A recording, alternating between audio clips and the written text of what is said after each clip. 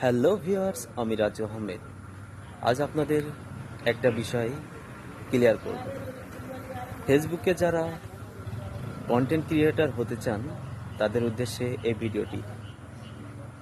আসলে ফেসবুকে সফলতা হতে হলে কিছু দিক নির্দেশনা মেনে চলতে হয়। ফেসবুকে আমরা সকলেই সফল হতে চাই, কিন্তু কিভাবে হতে হয় এটা খুবই কম সংখ্যক মানুষ জানে। আর যারা জানে তারা সফল হয়, সফলতার সাথে ফেসবুকে কাজ করে, কন্টেন্ট ক্রিয়েট করে এবং উপার্জন করে। একটা ব্যক্তি একটা হোটেল দিয়েছে, খাবারের হোটেল।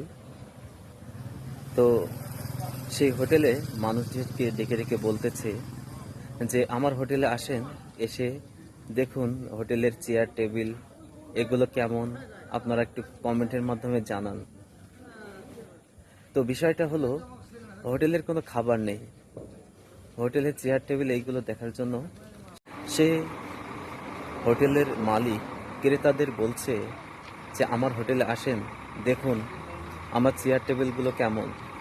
তো আমি যেটা বোঝাতে চাইছি যে হোটেলের খাবার নাই, হোটেলে মানুষ ডাকছে, ক্রেতাদের ডাকছে যে আমার হোটেলে আসুন, এগুলো দেখুন।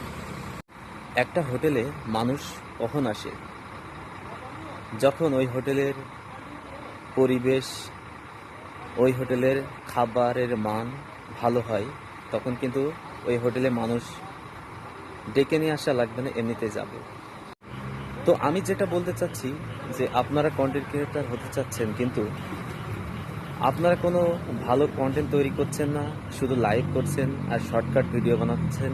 যে সফল হতে চাইলে আমার ভিডিওতে কমেন্ট করুন, লাইক করুন।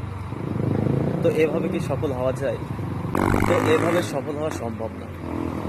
তো আপনারা যারা কন্টেন্ট ক্রিয়েটর আছেন নতুন, তাদের উদ্দেশ্যে একটা কথা বলবো, নিজের কন্টেন্ট তৈরি করুন এবং প্রতিনিয়ত আপলোড করুন, তাহলে সফল হতে পারবেন। ধন্যবাদ।